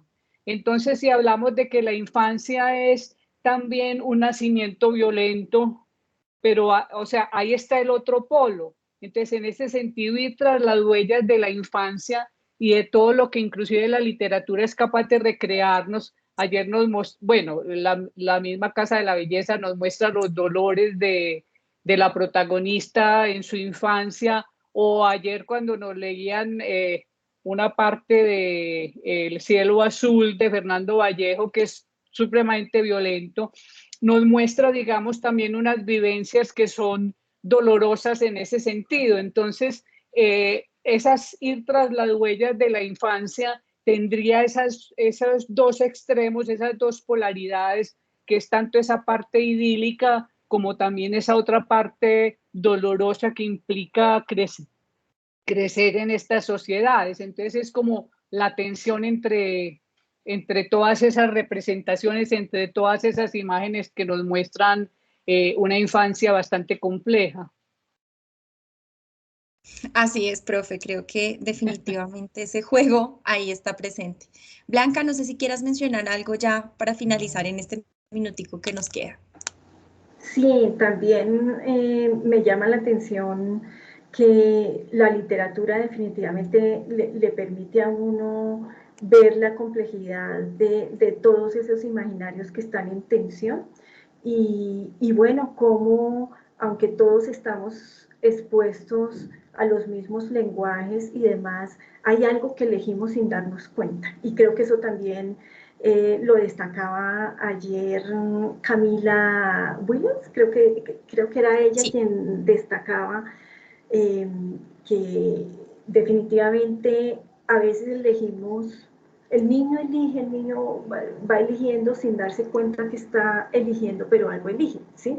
Y esa es una de las concepciones de imaginario que también ya me ha llamado mucho la atención, porque a veces es como si habláramos de un imaginario que se hereda, pero el recorrido que hemos hecho por estos autores, que nos permiten hablar de unos imaginarios que están instituidos, pero otros emergentes, también nos permite decir los imaginarios como posibilidad, ¿cierto? Es decir, cada uno retoma eso que encuentra en el momento histórico al que llega, pero lo retoma a su manera, y de alguna manera lo reinterpreta, pero también elige qué toma y qué no toma, y las obras lo presentan muy bien. Creo que en La Casa de la Belleza, esto de la discriminación, cómo se da, pero también cómo existe toda una tradición intelectual que ha tenido la responsabilidad precisamente desde la literatura. Este poeta, se me pasa, lo leí ahorita todo el tiempo, que de alguna manera, como la niña en su infancia se encuentra con todo el lenguaje discriminatorio, especialmente en su casa, pero está muy presente allí. Pero a la medida que va creciendo, va accediendo a otros discursos, su profesor le permite acceder a los discursos de la resistencia, ¿cierto? Y aún así en ella esa tensión permanece, no logra liberarse de los discursos de la discriminación, mientras que la niña socióloga que relata y otros nos permite ver, no es el discurso oficial, es lo que emerge, pero ahí están unos seres humanos tratando de convencer a otros y de posicionar otro imaginario respecto de la raza. Entonces, eso era lo otro que quería señalar. Definitivamente la obra literaria allí nos permite mirar el imaginario no como un destino para todos, sino también como una posibilidad y unos imaginarios en tensión, de los cuales cada quien va haciendo elecciones casi sin darse cuenta como le toca al niño. Sí, ese lugar de la elección también es importante, ¿no? Y está allí también en el imaginario. Bueno, fuimos el espacio más desjuiciado, son las 10:03. Entonces, muchísimas gracias, profe Marta, profe Blanca, por este espacio tan cálido, tan Gracias. interesante, tan importante, tan necesario. Invitamos a quienes nos acompañan a que se conecten ya con el panel de formación en investigación, donde tendremos las reflexiones que han hecho también nuestros monitores a propósito de este asunto. Muchas gracias por su participación, por su disposición y esperamos vernos en una próxima oportunidad. Feliz día para todos. Gracias. Entonces, feliz día, Gracias. muy amable. Gracias.